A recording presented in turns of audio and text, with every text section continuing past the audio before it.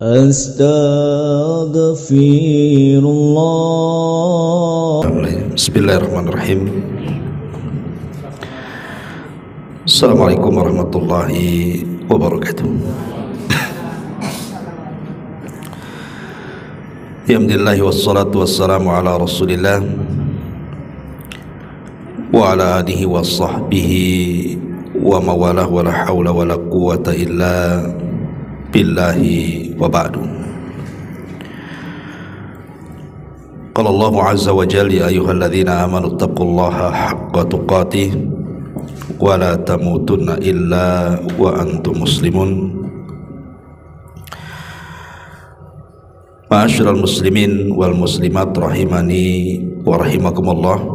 Alhamdulillah, di pagi menjelang siang ini kita kembali bisa duduk untuk bertalabul ilmi, dan pembahasan di pagi hari ini bicara tentu soal tauhid.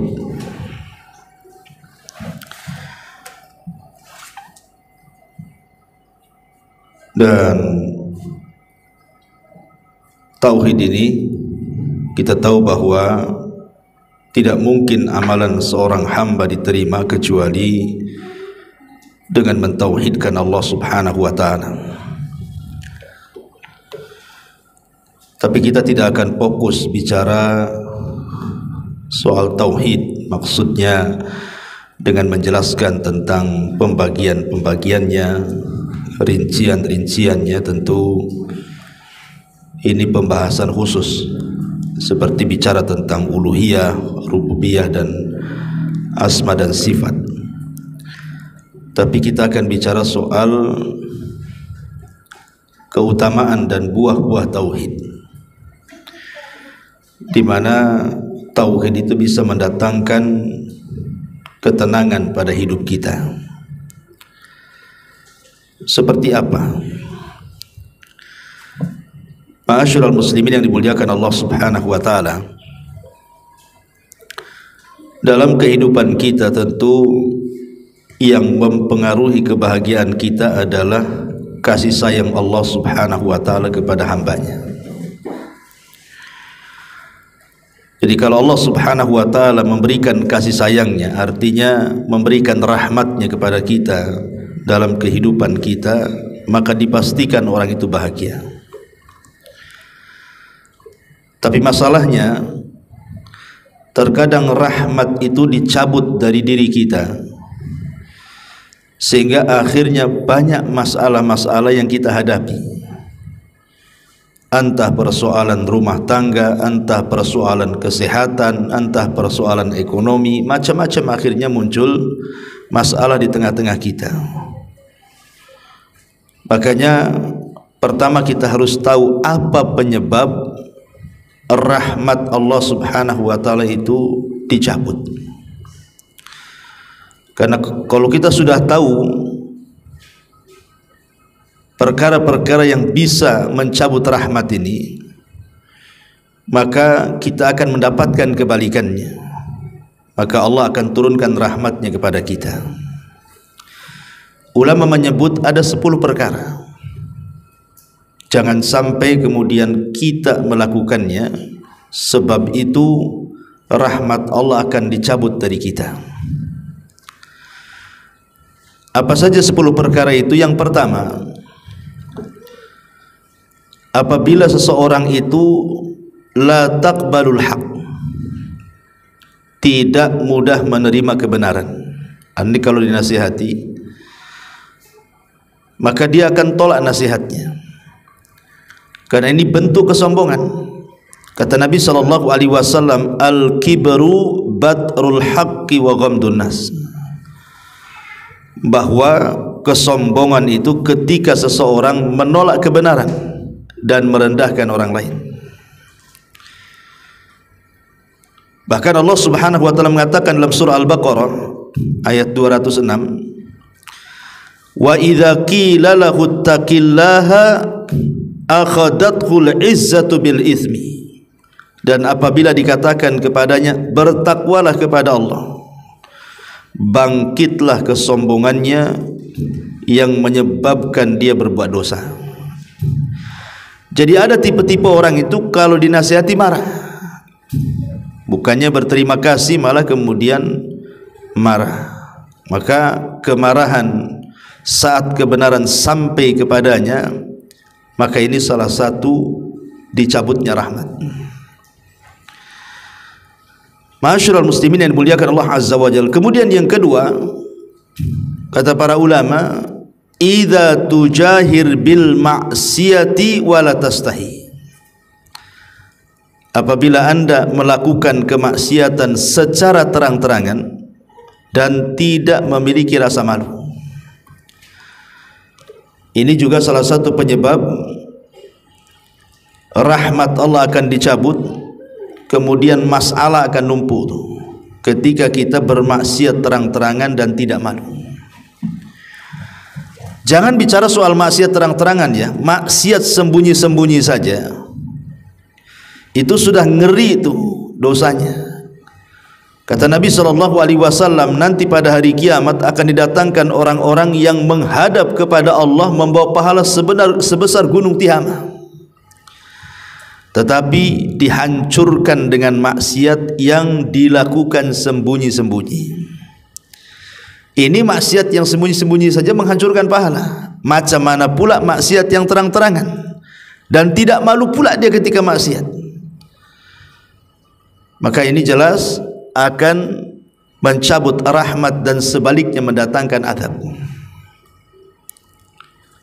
Dan kalau kita cerita tentang maksiat terang-terangan hari ini ya luar biasa.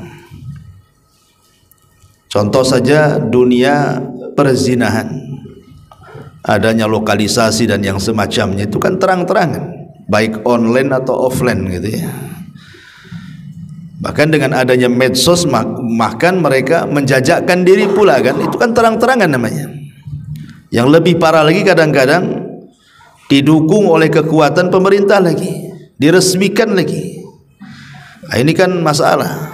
Dan judi dan macam-macam ini kan dah terang-terangan betul tuh. Atau umpamanya yang dilakukan individu-individu lah di masyarakatnya, kayak mak-mak lah kan, kalau yang sudah ngaji enggak lah biasanya, mak-mak orang awam biasanya pagi-pagi dah senam. Tengok pakaian orang senam tuh bu. Subhanallah kadang-kadang ya, yang tadinya enggak niat nonton jadinya tuh. Coba senam di tengah jalan lagi, tengah lapang lagi, pakaiannya berpakaian tapi telanjang lagi kan itu ya. Ini kan maksiat terang-terangan namanya. Geol sana geol sini enggak jelas ya. Jadi ini bahaya nih. Yang seperti ini bisa mencabut rahmat ya. Rahmat Allah tidak akan turun. Yang ada sebaliknya malah azab akan turun. Kemudian yang ketiga adalah idza kunta ta'kulul harama wa la takhafullaha azza wa jalla. Ketika Anda tidak perhatian dengan makanan-makanan haram dan tidak takut kepada Allah Subhanahu wa taala. Tidak menyaring makanan, yang penting masuk gitu ya. Karena Nabi SAW mengatakan, sayati alaikum zaman la yubalil mar'u bima akhadal mal amin halalin amin haramin. Nanti akan datang zamannya, kata Rasul, manusia-manusia itu sudah tidak peduli lagi itu dalam mencari harta itu. Apakah harta yang diambilnya halal ataukah harta yang diambilnya haram. Dan zaman itu sudah berlaku hari ini. Ya kan, zaman itu sudah berlaku hari ini. Karena kalau kita lihat hari ini kan, yang penting orang dapat uang, tidak peduli apakah dapatnya itu dalam rangka untuk menzalimi orang, seperti mengambil hak orang lain dalam dunia perdagangan, mengurang-urang takaran, mengurang-urang timbangan, mengurang-urang meteran, atau mungkin dia berdusta untuk mengambil hak orang lain, dan begitu seterusnya. Seperti dalam waris persidangan gitu ya, rebutan lahan, macam-macam lah kan itu. Jadi kadang-kadang apa yang disabdakan Nabi SAW sudah menjadi sebuah kenyataan. Orang sudah peduli lagi. Padahal Allah mengatakan, Rasul mengatakan, Innallaha tayyibun la yaqbalu illa tayyiba. Allah itu maha baik, tidak menerima kecuali yang baik-baik. Ini yang ketiga. Yang keempat, idza kunta tufaddilu suhbatal khabithata, kalau anda mulai mengutamakan teman yang buruk, artinya sembarang mencari kawan, sembarang mencari teman. Karena Nabi SAW mengatakan bahwa ad-din al-mar'u ala dini khalili, seseorang itu digantungkan agama kawannya. Dahulu di zaman Nabi ada orang namanya Uqbah bin Abi Mu'ayth. Uqbah bin Abi Mu'ayth. Uqbah bin Abi Mu'ayth ini walaupun dia musyrik, tapi dia suka dengan syair. Dan kalau dia mendengar Quran, suka tuh, tapi tak mau masuk Islam masalahnya. Dia hanya suka dengar Quran, tapi tidak mau masuk Islam. Karena dia menyukai bahasa Quran. Karena dia kan seorang penyair, berjangga gitu ya. Dia suka kalau Quran dibaca karena tata bahasanya. Samalah kalau kita pamannya mendengar ada orang Melayu berpantun, kan suka kita dengarnya gitu ya. Jadi akhirnya kemudian Uqbah bin Abi Mu'ayth ini mengidolakan Nabi. Saking senangnya sama Nabi, tapi tak mau masuk Islam juga. Dia ingin menjamu Nabi SAW ke rumahnya. Akhirnya diundanglah Nabi SAW ke rumahnya. Maka makanan disediakan, minuman disediakan. Ketika disuruh makan, Rasul tak mau makan. Jadi orang ini mengatakan, Uqbah ini, ya Rasul, ya Muhammad, kenapa kau tak makan? Maka Rasul mengatakan, macam mana aku akan makan sementara yang menyediakan makanan ini orang musyrik? Sembelihan orang musyrik tak boleh dimakan. Karena kalau orang musyrik menyembelih binatang, otomatis yang disebut bukan Allah tapi berhala-berhala, kan begitu. Kata Nabi SAW, kalau engkau aku ingin makan di tempatmu ini, maka mudah caranya, bersyahadatlah kepadaku, katanya. Akhirnya karena takut makanan yang dihidangkan kepada Rasul tidak dimakan Nabi, terpaksalah Uqbah bersyahadat. Ingat, syahadatnya terpaksa supaya Nabi makan, gitu maksudnya. Akhirnya kemudian satu hari dia diundang lagi, kemudian dia mengatakan asyhadu an la ilaha illallah wa asyhadu anna muhammadar rasulullah. Kemudian Rasul makan. Masalahnya Uqbah bin Abi Mu'ayth ini kan di zaman jahiliyah dia satu geng dengan Umayyah ibn Khalaf. Umayyah ibn Khalaf ya satu geng dengan Abu Jahal lah. Dengar pula nih si Umayyah ini, dengar-dengar si Uqbah dah masuk Islam ya, katanya. Coba kita datangi. Maka Umayyah mendatangi Uqbah dan mengatakan, ya Uqbah, betul kau sudah bersyahadat dan masuk ke agama Muhammad? Kata Uqbah, tidak. Enggak lah, kamu sudah masuk Islam, katanya. Kau sudah masuk kepada agama Muhammad. Dia mengatakan tidak, tapi engkau sudah bersyahadat. Kemudian Uqbah mengatakan, loh, aku bersyahadat itu bukan ingin masuk Islam. Aku bersyahadat itu supaya Muhammad bisa makan di rumah saya, katanya. Itu saja kan itu. Tetapi kemudian Umayyah tidak percaya. Uqbah meyakinkan juga, Umayyah tidak percaya. Akhirnya kata Uqbah, ya sudah, gini saja. Kalau engkau tidak yakin juga bahwa aku tidak masuk kepada agama Muhammad, lalu apa yang harus aku lakukan kepada Muhammad? Maka Umayyah beri syarat, kalau engkau ingin tetap bersama kami, engkau harus menghinakan si Muhammad itu. Satu hari Abu Jahal ini sedang berada di sekitar Ka'bah. Melihat Nabi SAW datang kemudian salat menghadap Ka'bah. Kemudian Abu Jahal mengatakan, siapa yang bisa meletakkan salah jazur, kotoran unta di pundak Muhammad, falahu kadza wa kadza, maka dia akan dapat ini dan itu. Akhirnya kemudian Uqbah ini Kan ada di situ tuh kesempatan untuk membuktikan kesetia kawanan dengan Umayyah, bahwa dia akan menghina Rasul kan. Ketika mendengar Abu Jahal mengatakan siapa yang bisa meletakkan salah jazur kotoran unta, maka dia akan mendapatkan ini dan itu. Kata Uqbah, saya wahai Amr. Karena nama Abu Jahal namanya Amr bin Hisham. Akhirnya dicarinya kotoran unta yang masih berdarah-darah itu. Kemudian didatangkan, diletakkan di pundak Nabi. Nabi sedang sujud. Maka ketika kemudian orang-orang, anak-anak muda musyrik melihat kelakuan Uqbah bin Abi Mu'ayth, mereka tertawa semuanya, mentertawakan bagaimana Uqbah meletakkan salah jazur kotoran unta di pundak Nabi SAW. Sampai Fatimah datang membersihkan kotoran unta di pundak abinya Rasul kita Muhammad SAW. Kemudian dipercepat solatnya. Kata Fatimah, ya Rasulullah, wahai abi, wahai ayahku, wahai Rasul, doakan kecelakaan kepada mereka, katanya. Karena mereka sudah menghina demikian rupa, masa meletakkan kotoran unta di pundak saat solat. Makanya ketika itu turun ayat kan, ya, turun ayat surah Iqra bismi rabbikal ladzi khalaq, di ujung-ujung surah itu, surah Alaq. Singkat cerita di sini, bagaimana Uqbah bin Abi Mu'ayth mengikuti apa?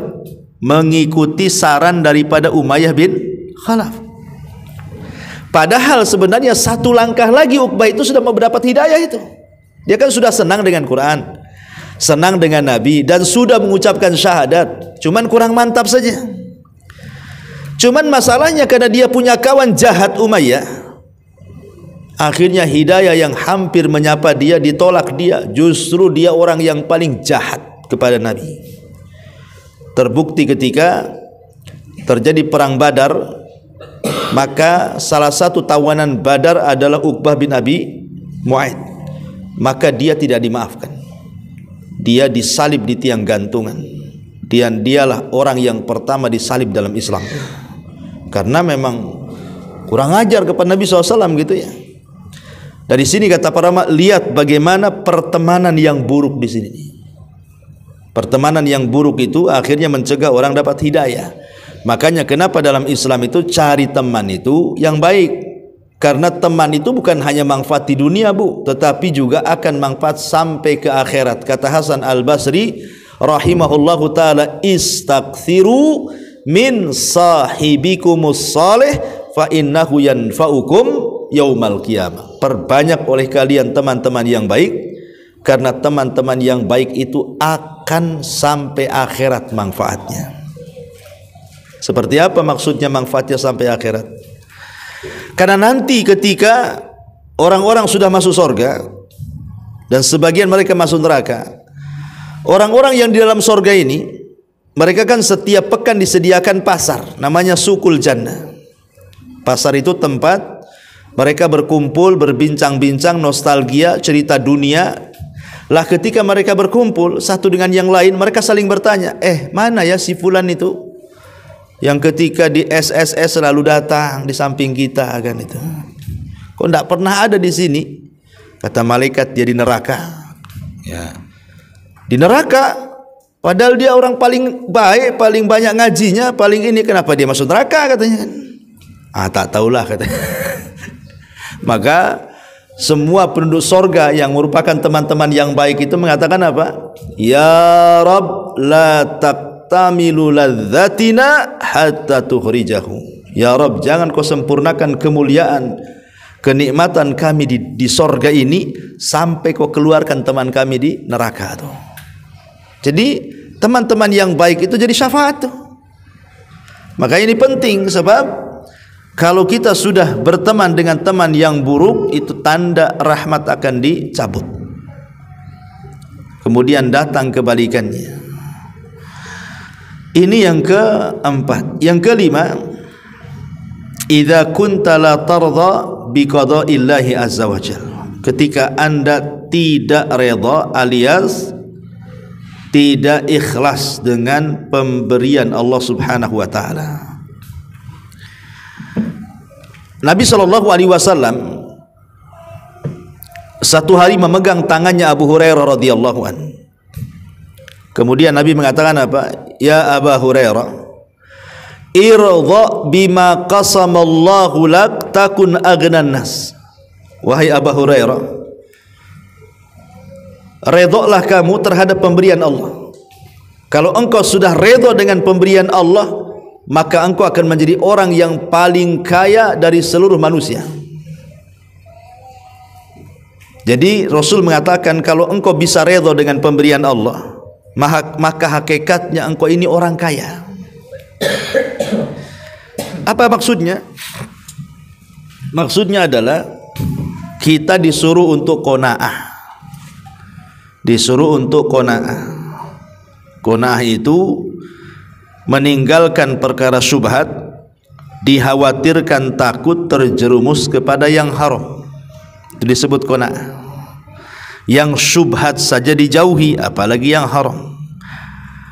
Dan dia hanya pasrah dan menerima apapun yang Allah takdirkan, apapun yang Allah berikan, apapun yang Allah bagi kepada kita. Itu kata-kata Rasul kepada Abu Hurairah, irdha bima qasamullahu lak, redhalah dengan pemberian Allah Subhanahu wa taala.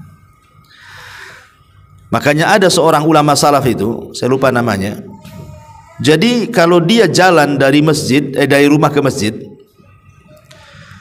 kemudian satu hari jatuh uang 1 dinar, jatuh dari dompetnya itu uang 1 dinar. Akhirnya kemudian dia kembali mencari itu, nampak pula uang 1 dinar. Ketika mau diambil tak jadi. Kenapa? Jangan-jangan bukan uang saya yang jatuh, uang orang katanya. Gak jadi. Ya, itu namanya warok tuh. Kalau kita tidak, jangankan lagi uang dompet, dompet kita ada, tapi ada dompet lagi jatuh. Kira-kira apa yang kita lakukan? Langsung dikuras isinya, cangkangnya ditaruh situ. Gitu ya. Itu ndak warok gitu ya, kadang-kadang gitu. Jangankan itu, kadang-kadang pohon mangga saja kan.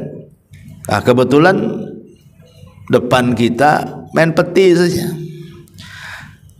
Lah itulah kemudian kenapa orang itu kemudian tidak redha dengan pemberian Allah, sebabnya karena tidak qanaah tadi.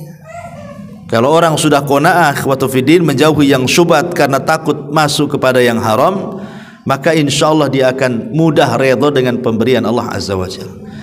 Nabi satu hari masuk ke kamarnya, kemudian nampak ada 1 butir kurma, hampir mau ditelan, tiba-tiba tak jadi dibuang. Kemudian ditanya Rasul, kenapa? Kata Nabi SAW, saya takut kurma ini kurma sedekah, dan keluarga Nabi haram memakan harta sedekah. Coba bayangkan, di kamarnya, di rumahnya, takut kalau itu adalah kurma sedekah. Begitulah Nabi SAW mengajarkan warok, mengajarkan warok kepada kita supaya nanti puncaknya adalah kita bisa redha dengan pemberian Allah Subhanahu wa taala. Ikhwatu fillah, muliakan Allah Azza wa Jalla. Kita tahu bahwa Allah itu yang menciptakan kita. Berarti Allah paling paham dengan ciptaannya kan? Kan yang menciptakan kita Allah. Berarti Allah paling paham dengan kita. Jadi ketika Allah Subhanahu wa taala sengaja umpamanya membuat kita miskin, atau sengaja membuat kita kaya, atau sengaja membuat kita sakit, atau sengaja membuat kita ini sehat, atau sempit atau lapang, atau berpisah atau berkumpul dan begitu seterusnya, tentu ada hikmah di balik itu. Pasti ada maslahat yang kita tidak tahu. Ya, pasti ada maslahatnya kan? Kenapa Allah buat kita sakit dan sembuh-sembuh? Pasti ada manfaatnya tuh, yang kita tidak tahu sebenarnya. Boleh jadi kalau seandainya disembuhkan dari penyakitnya, jadi jahat dia, jadi kufur dia. Betapa banyak orang-orang yang ketika sakit itu Masya Allah zikirnya kencang, karena pengen sembuh. Sudah sembuh, mana ada zikir, maksiat lagi yang ada kan itu. Nah, itu kan jadi seperti itu jadinya. Ada orang yang ketika miskin itu rajin pula ngaji dia, Masya Allah ngajinya rajin, tiap minggu, mungkin kalau 1 minggu tiap hari ada kajian hadir dia, karena masih miskin, ya kan, nggak ada kerjaan, apalagi kalau nggak ngaji. Mulai kaya tuh, Mulai seminggu sekali datang. Nanti sudah agak kaya sedikit, sebulan sekali datang deh. Udah kaya betul 1 tahun sekali tak muncul, tak nampak. Kemana si Anu katanya? Sibuk buka cabang katanya. Lah ini kan contoh, kalau seandainya orang itu kemudian diberikan kekayaan, jadi sirru tughyan, itu rahasia bejatnya orang tuh jadinya. Jadi harusnya kan kita memilih, oh boleh jadi kenapa Allah tidak memberikan kekayaan kepada saya, mungkin di balik itu ada hikmahnya. Sebab kalau saya kaya, kayaknya belum siap mungkin saya dengan kekayaan. Dan begitu seterusnya. Nah, itulah kemudian muncul kata harus redha dengan pemberian Allah. Sebab kalau kita tidak redha dengan pemberian Allah, maka itu tanda rahmat kita akan dicabut oleh Allah Azza wa Jalla. Kemudian yang ke-6, idza kunta tuhibbu ma yakrahu Allahu Azza wa Jalla. Apabila Anda mencintai apa yang Allah benci. Mencintai yang Allah benci. Ma'asyiral muslimin wal muslimat rahimani wa rahimakumullah. Imam Ghazali mengatakan dalam kitabnya Ihya Ulumuddin, al-bughdhu fillahi wajibun wa muhibbul ma'siyati warradhi biha 'asin. Benci karena Allah adalah sebuah kewajiban, sebagaimana cinta karena Allah sebuah kewajiban, benci karena Allah sebuah kewajiban. Tetapi mencintai maksiat dan redha dengan maksiat adalah sebuah kemaksiatan, kata Imam Ghazali. Jadi kalau orang mencintai yang dibenci Allah atau membenci yang dicintai Allah, ini tanda rahmat orang itu akan dicabut. Makanya Allah mengatakan dzalika bi annahum karihu ma anzalallah fa ahbata a'malahum. Mereka itu membenci apa yang diturunkan Allah, maka Allah gugurkan amalan mereka. Ada orang-orang itu, ikhwatu fiddin muliakan Allah Azza wa Jalla, yang tidak suka dengan syariat kan. Lisannya itu tidak bisa dijaga, kadang-kadang ngomong aja. Orang pakai jilbab bagus-bagus, pakai cadar, dikomentari. Ya, ada orang yang rajin ke masjid dikomentari, ada orang yang rajin ke pengajian dikomentari. Apa maksudnya coba? Orang berbuat baik kok dikomen, kenapa orang yang maksiat tidak dikomen?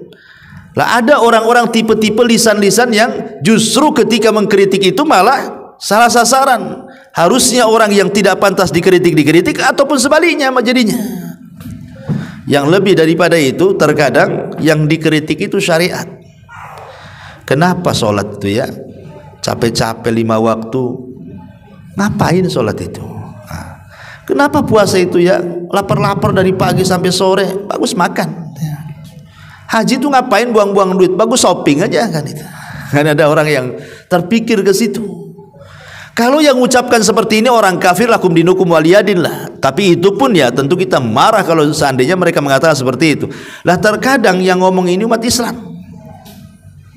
Mengatakan kepada orang-orang yang berusaha menegakkan tauhid, menegakkan sunnah Nabi SAW, kemudian dikomentari. Nah, ini berarti dia membenci apa yang Allah suka atau menyukai apa yang Allah benci. Kemudian yang nomor 7, ulama mengatakan adalah idza kunta tadlim wa ta'kul haqqal akharina wa la tubali. Kalau engkau melakukan kezaliman dan memakan hak orang lain dan engkau tidak peduli, maka namanya kezaliman itu pasti akan mendatangkan azab dan mencabut rahmat dan mendekatkan azab. Jadi yang ke-7 ini bicara soal zalim, kezaliman, ya, jauhi kezaliman. Kemudian yang nomor 8, idza kunta ta'mal linnasi aktsar min ihtimamika billah. Engkau beramal untuk manusia lebih banyak perhatiannya dibandingkan perhatianmu kepada Allah Subhanahu wa taala. Dan ini yang banyak di masyarakat kan. Kebanyakan kita melakukan amal soleh ini kadang-kadang lebih banyak karena manusia dibandingkan karena Allah Subhanahu wa taala. Itu karena terlampaunya cinta kita kepada dunia sehingga melupakan akhirat. Ulama mengatakan kalau seandainya kecintaan kita kepada akhirat itu sama seperti kecintaan kita kepada dunia, tidak ada orang masuk neraka.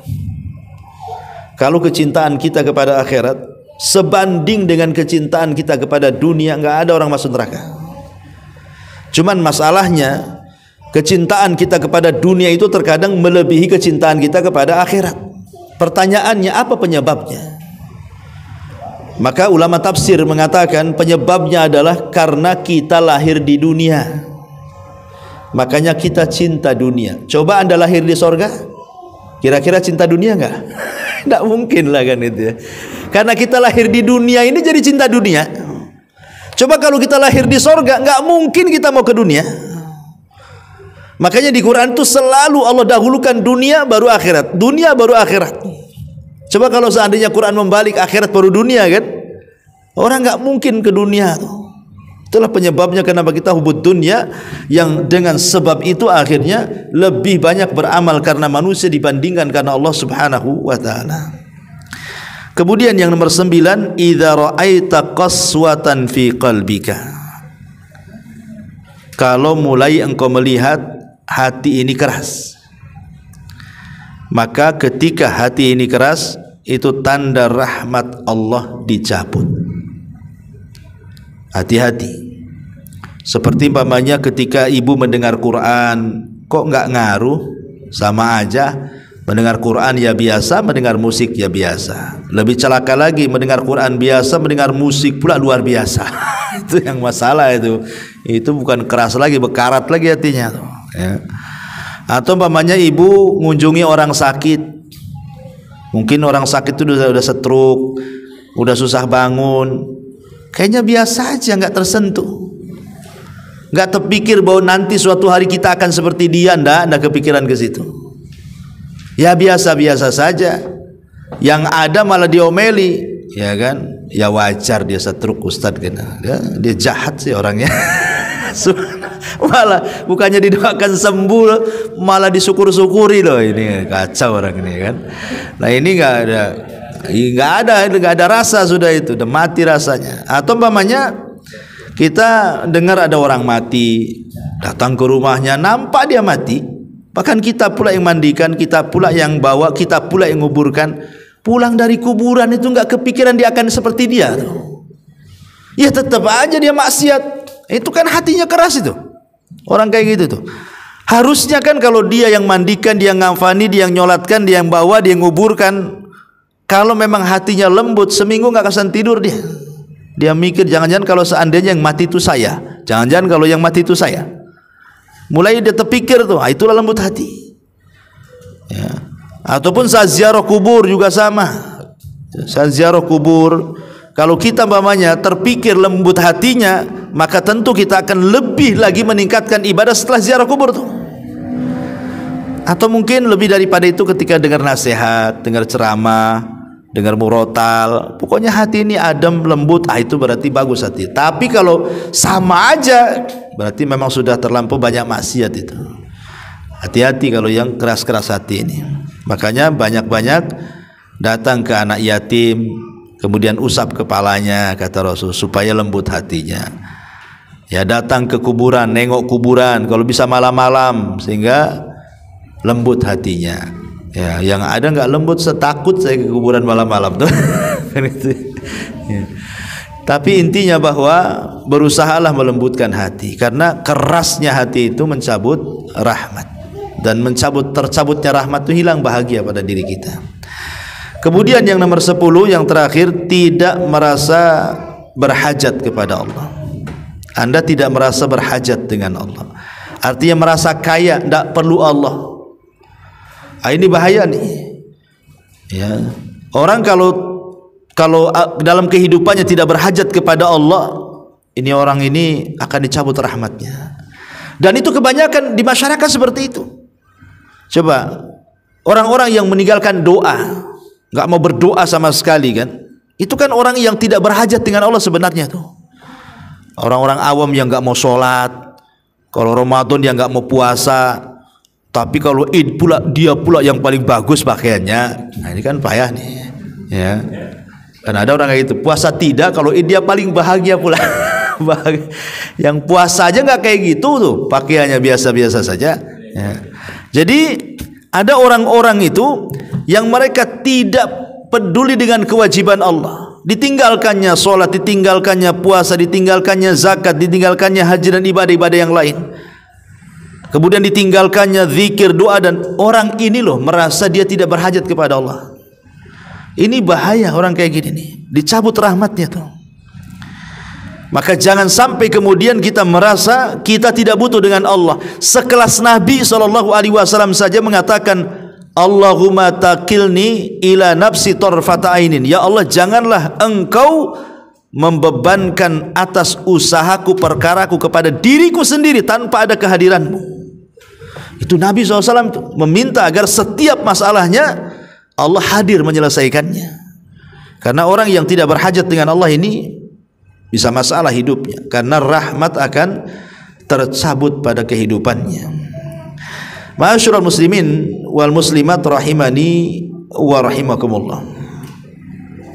Ini diantara 10 perkara yang mendatangkan azab dan mencabut rahmat, artinya menjauhkan kita dari kebahagiaan Allah Subhanahu wa taala. Karena ini bagian daripada mukammilatut tauhid namanya, penyempurna tauhid. Kan ada yang menghilangkan tauhid, ada yang menghilangkan kesempurnaan tauhid. Nah, inilah perkara-perkara yang kita bahas ini, kalau kita lakukan bisa menghilangkan kesempurnaan tauhid. Dan ketika hilang kesempurnaan tauhid, itulah kemudian mendatangkan banyak kesulitan. Salah satunya ketika rahmat dicabut, kemudian didekatkan dengan azab Allah Subhanahu wa taala. Ma'asyiral muslimin wal muslimat rahimani wa rahimakumullah. Ini yang pertama. Ya, dihilangkan dari rahmat dengan 10 perkara tadi. Kemudian yang kedua, biasakan melakukan amalan-amalan yang dalam amalan itu terkandung banyak tauhid. Terkandung banyak tauhid. Makanya semalam saya memberikan kajian di Darul Ilmi, ya, tentang beberapa ayat dan surat yang kalau bisa jangan pernah ditinggalkan sebelum tidur. 3 ayat dan 4 surat. Karena 3 ayat dan 4 surat ini semua bicara tauhid. Semua bicara tauhid. Ya. Apa 3 ayat dan 4 surat yang kalau bisa sebelum tidur itu jangan ditinggal? Yang pertama, ayat kursi. Ayat kursi ini jangan pernah ditinggalkan dibaca sebelum tidur. Alasannya apa? Karena Nabi SAW mengatakan dalam hadis Abu Hurairah radhiyallahu anhu, dalam hadis yang panjang, ketika Abu Hurairah menjaga pembendaharaan zakat, tiba-tiba ada yang mencuri. Rupanya pencuri itu setan. Lah setan ini yang ngajari kepada Abu Hurairah dan mengatakan, "Hei Abu Hurairah, maukah ku ajarkan beberapa kalimat tapi syaratnya kau lepas aku," katanya. Kata Abu Hurairah, "Apa itu?" Kata orang ini yang merupakan jelmaan setan, dia mengatakan, "Ya Abu Hurairah, idza awaita ila firashika, kalau engkau menuju pembaringanmu, maka faqra ayatal kursi, bacalah ayat kursi, fa innaka lan yazal alaika minallah hafidun wa la yaqrabuka syaitan." Kalau engkau mendawamkan membaca ayat kursi sebelum tidur, maka Allah akan senantiasa menjagamu dan setan-setan tidak mungkin mampu mendekatimu. Berarti 2 keutamaannya orang baca ayat kursi sebelum tidur itu. Pertama, tidur kita dijaga. Yang kedua, setan tidak mungkin mendekati kita. Ini kan luar biasa nih, ya. Ma'asyiral muslimin yang dimuliakan Allah Azza wa Jalla. Sebab kalau kita cerita tidur, ya, tidur itu akhul maut, saudara kematian. Makanya lihat orang tidur dengan orang mati itu sama aja. Cuman bedanya kalau orang tidur ya masih adalah denyut-denyutnya gitu ya. Tapi kalau orang mati kan sudah nggak ada. Tapi kan sama-sama kayak bangke, ya kan? Makanya ada istilah itu si anu tuh kalau tidur kayak bangke katanya. Gitu ya. Karena memang kematian itu, tidur itu saudara kematian. Betapa banyak orang yang kemudian saat tidur kemudian tak bangun lagi, mati dia. Banyak orang seperti itu tuh. Ya, dan saya mengalami gitu ya, masih saudara saya juga gitu. Dia disangka tidur sama suaminya, tahu besoknya meninggal. Malamnya bilang masuk angin, minta dikerok sama suaminya, kemudian ngorok, pagi-pagi nggak bangun lagi, meninggal. Ya, artinya kan namanya tidur itu kan saudara kematian, kapan-kapan pun bisa mati dia. Lah karena tidur itu saudara kematian dan kita tidak bisa menjamin bisa hidup setelah tidur. Makanya kita butuh penjagaan Allah di sini.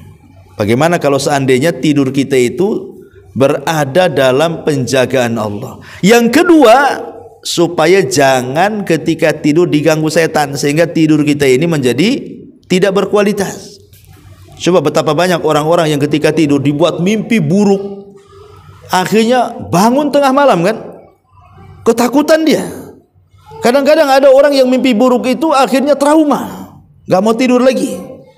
Yang kedua kebayang, kira-kira apa yang terjadi dengan saya ya, kok mimpi saya kok buruk sekali gitu. Padahal mimpi buruk itu tidak mungkin terjadi kan, itu datang dari setan kan. Tapi orang yang membaca ayat kursi, insya Allah kata Rasulullah, kita akan mendapatkan penjagaan dan setan tidak mungkin dekat. Dan ayat kursi semua bicara tauhid, Iwan. Ayat kursi itu jawaban dari pertanyaan siapa Tuhan. Itulah jawabannya ayat kursi itu. Tauhid. Ya. Yang kedua, ayat yang harus dibaca, yang kedua dan yang ketiga ini jadi satu. Dua ayat akhir daripada surah Al-Baqarah.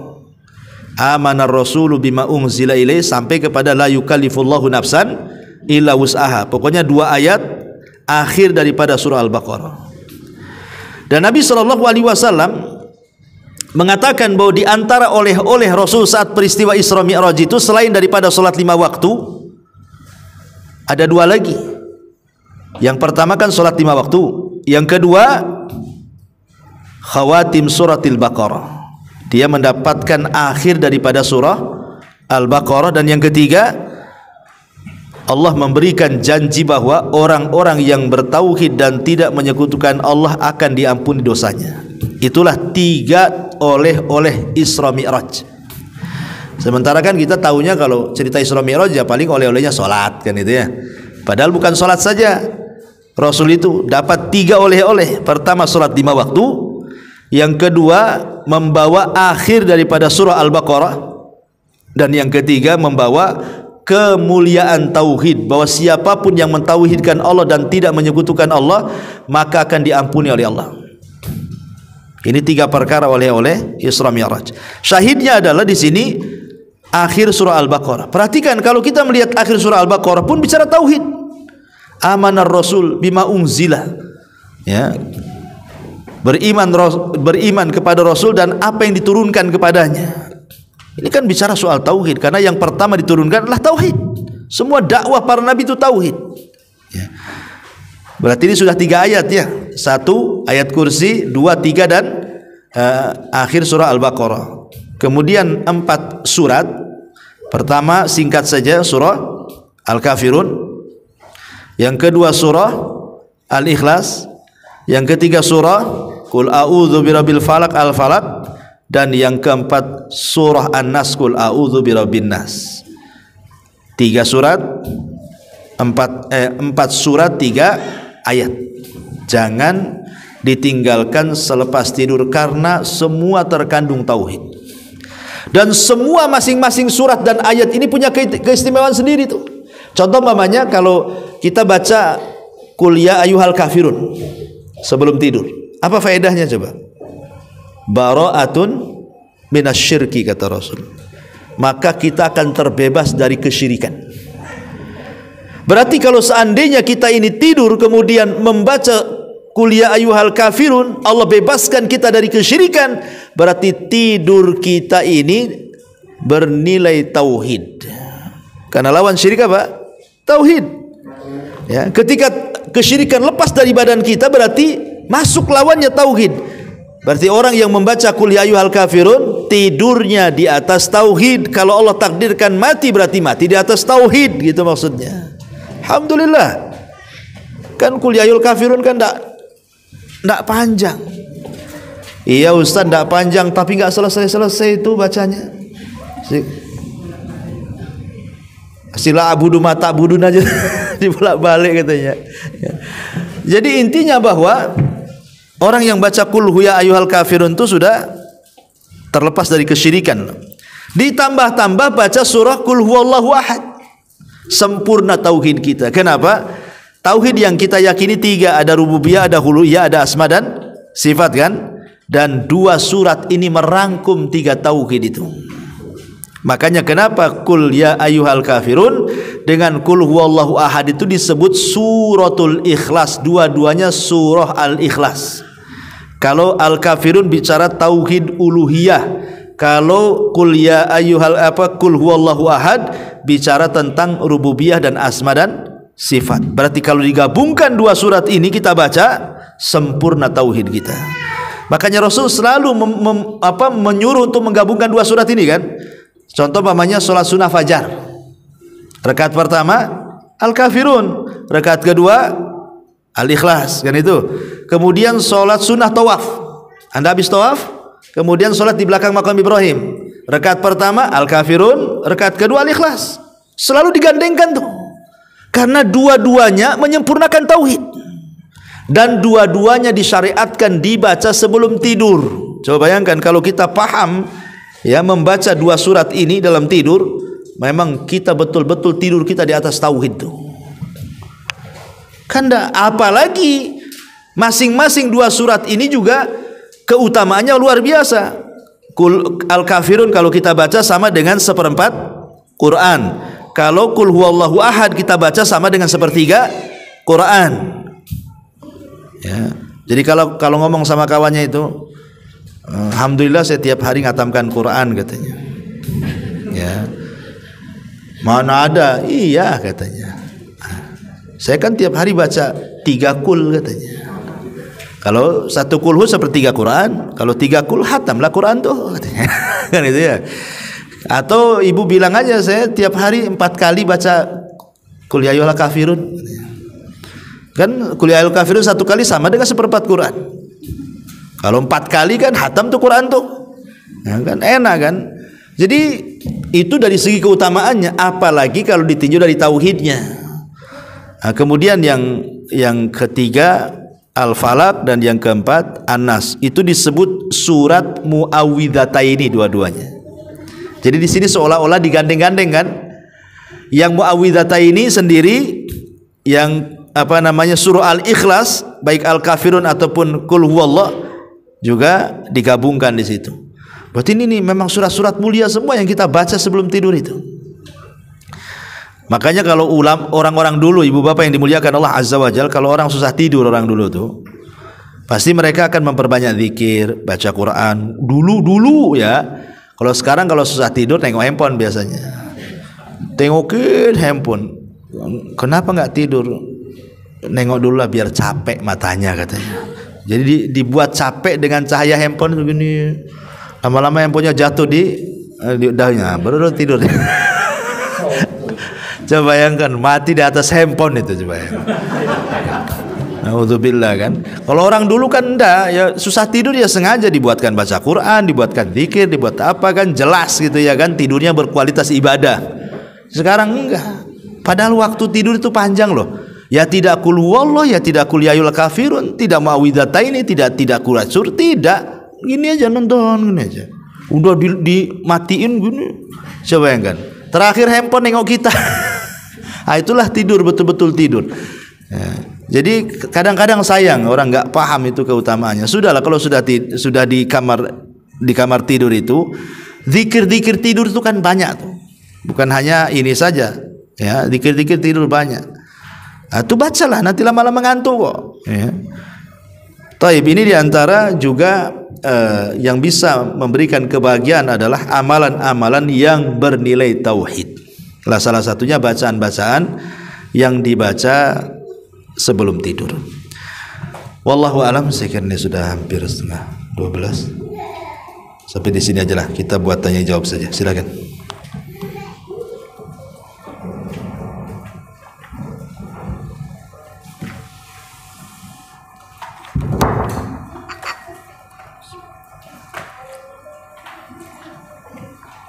Kalau misalnya kita udah ini yang terus ada ngomong lagi, kita ulangi lagi. Habis zikir ngomong lagi. Iya, ada yang nanya gitu. Ya nggak apa-apa, nggak usah diulang lagi, kan ngomong bukan pembatal zikir. Umpamanya udah zikir, tahu-tahu ada telepon masuk, ya nggak apa-apa. Jadi tidak ada mengharuskan mengulang zikir-zikir sebelum tidur. Kalaupun seandainya nih Bu, ibu sudah mau persiapan tidur, kemudian selesai baca-baca zikir tidur, tahu-tahu ada tamu, ya nggak jadi tidur lah. Akhirnya nerima tamu, ngomong-ngomongan itu. Nah, kemudian masuk lagi, setelah tamu pergi kita masuk lagi. Apakah perlu mengulang? Perlu mengulang gitu ya apa yang sudah kita baca. Wallahu alam, ya saya kira tidak perlu mengulang karena kan memang sudah ada niat tidur tadinya kan. Cuman kan ada juga pertanyaan, Ustadz, saya ini sudah berusaha baca doa-doa, baca ayat-ayat sebelum tidur, tapi kok masih juga mimpi ya, mimpi jelek. Masih juga mimpi jelek gitu. Artinya kan seolah-olah apa? Disalahkan zikirnya, nggak manjur gitu. Bukan masalah zikirnya tetap manjur, nggak mungkin zikir tak manjur. Artinya orang yang membaca itu karena Allah pasti dapat pahala. Ya. Kalau seandainya Allah takdirkan dia mimpi buruk, ya, di situ juga ada adab supaya boleh jadi kita ini mengamalkan sunnah Nabi. Ketika kita mimpi buruk, apa sunnah Nabi? Membaca ta'awudz 3 kali kan, kemudian meludah ke arah kiri. Tapi yang penting simbol aja kalau meludah itu, karena kita dilarang meludah ke arah depan, karena Allah mengatakan fa aina tuwallu fa thamma wajhullah. Kemanapun kau mengarah di situ ada wajah Allah. Makanya jangan sekali-kali meludah ke depan, tapi meludah ke kiri. Nah gitu saja, nggak perlu dikumpulkan ludahnya, nggak perlu, gitu aja ya. Jadi kemudian yang kedua, supaya tidak berepisode gitu ya sinetron menakutkannya itu, maka ganti posisi ya. Jadi setelah kita baca ta'awudz kemudian meludah ke arah kiri 3 kali, ganti posisi. Yang tadinya kepala di sini jadi kepala di sana gitu namanya kan. Nah, itu juga salah satu tafaul supaya jangan terulang lagi mimpi. Kemudian yang ketiga, yakinlah bahwa mimpi buruk tidak mungkin terjadi. Mimpi itu ada 3. Ada mimpi dikarenakan memang setan masuk dalam mimpi akhirnya menciptakan mimpi-mimpi buruk ya. Itulah tadi disunahkan untuk tahu dan meludah ke arah kiri 3 kali. Ada mimpi itu sebenarnya setan tidak ganggu, cuman karena kita stres, namanya ghazwatul fikri, stres banyak masalah ke bawah mimpi. Itu maksudnya ya. Pemain stres ibu, banyak utang-utang di sana sini. Nah, kemudian ini malam ini pasti nih debt collector lagi datang nih. Jadi kepikiran dia mau sembunyi di mana nih. Ya. Jadi saat bersembunyi ketiduran dia, ketemu pula debt collector dalam mimpi dia tuh. Lah, kok ada di sini dia? Ya. Kadang saking stresnya ke bawah dia masuk ke dalam mimpi kan, padahal dalam dalam mimpi dia sudah sembunyi kok. Tapi saking ketakutannya masuk di situ. Bahkan ada ikhwan kita itu kecelakaan. Ya, semoga Allah menyembuhkan beliau. Jadi ketika kecelakaan patah kakinya. Jadi patah kakinya, nggak bisa jalan sampai sekarang. Ya jalannya dingkut-dingkut lah gitu, susah gitu ya. Karena patah kakinya. Jadi ketika dia kecelakaan itu, dia kayak orang stres. Udah kebayang tuh nggak takut diamputasi, takut nggak punya kaki, macam-macam udah suudon aja bawaannya itu. Jadi cobalah saya hibur. Ya, untuk lebih beriman dengan takdir, boleh jadi itu ada kebaikan macam-macam lah. Jadi dia cerita, Ustaz, saya setiap tertidur katanya, selalu dalam tidur saya itu kaki saya sembuh. Tapi setelah terbangun patah lagi gitu. Memang patah kakinya kan. Sampai ke bawah tidur itu seolah dia sembuh, udah senang dia itu. Ya, itulah kadang-kadang ada mimpi itu karena kepikiran. Lah ini pun tidak akan terjadi. Yang memungkinkan terjadi itu cuma satu, apabila mimpi datang dari Allah dan mimpi itu disebut dengan ru'yah as-salihah, mimpi baik. Nah, itu bisa terjadi dengan cara apa? Minta takwil orang baik. Jangan minta takwil sama orang jahat. Sebaik apapun mimpi kita, Bu, kalau dimintai takwilnya kepada orang yang tidak suka, yang hasad dengan kita, pasti takwilnya buruk.